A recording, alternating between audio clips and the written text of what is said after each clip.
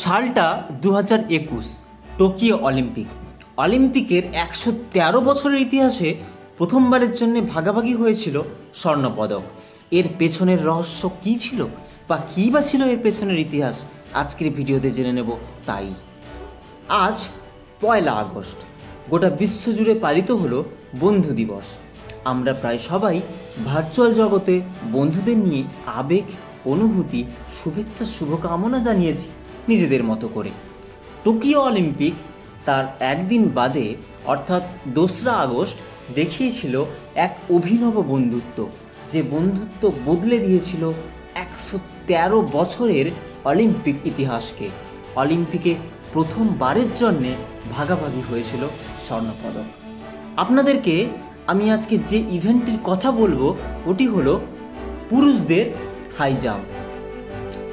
Final পর্বে উত্তীর্ণদের মধ্যে প্রথমজন ছিলেন বেলারুস থেকে ম্যাক্সিম নেদাসেকাউ, দ্বিতীয়জন ছিলেন কাতারের মুতাজ ইসা বারসিম, তৃতীয়জন ছিলেন ইতালির জিয়ান মার্কো তাম্বেরি। এখন প্রশ্ন হলো, দুজন কেন পেলেন? স্বর্ণ তো একজনে পাবে, অন্যজন রৌপ্য। তাহলে এখানে অন্যথা কেন ঘটল?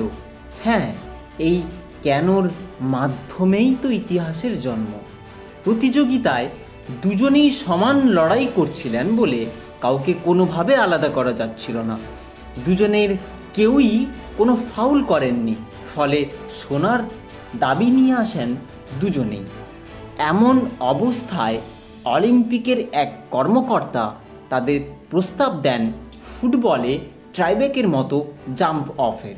অন্তত একটা কিছুর ভিত্তিতে হলেও তো দুজনকে আলাদা করা যায়। আর এখানেই সবার মন জিতে নিয়েছিলেন কাতারের ইসা বারসিম। তখনই সেই কর্মকর্তাকে ইসা বারসিম জিজ্ঞেস করেন, আমরা দুজন কি দুটো সোনার পদক পেতে পারি না? তার এই কথার ইঙ্গিতটি পরিষ্কার। তাম্বেরির সঙ্গে সোনার পদক ভাগাভাগি করে নিতে কোনোই সমস্যা নেই তার। ঈশা হয়তো ভেবেছিলেন, তিনি যেমন 4 বছর ধরে রক্ত জল করা পরিশ্রমে এই সাফল্য পেয়েছেন, তাম্বেরিও তো তাই।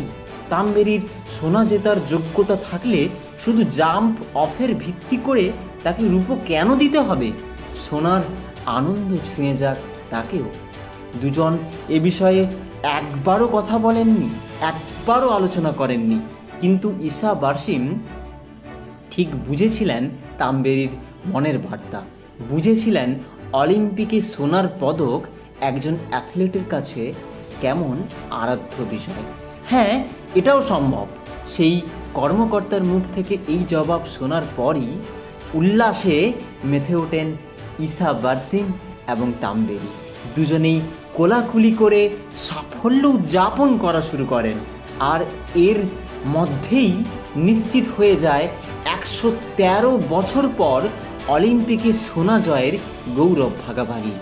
ঠিক এই রকম বন্ধুত্ব যদি ইয়ান মর্গ্যান ও উইলিয়ামসনের মধ্যে দেখা যেত, তাহলে ক্রিকেট বিশ্ব সাক্ষী থাকত এক নতুন অধ্যায়ের। কিন্তু তা হয়নি। এই জন্যই হয়তো কিছু বন্ধুত্ব আলাদা, অম্লান, ইতিহাসের প্রতিনিধিত্ব করে, বদলে দেয় প্রচলিত নিয়ম।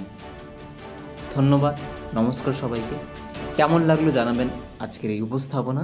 যদি ভালো লাগে চ্যানেলটি সাবস্ক্রাইব করে পাশে থাকবেন। দেখা হচ্ছে পরের ভিডিওতে। টাটা।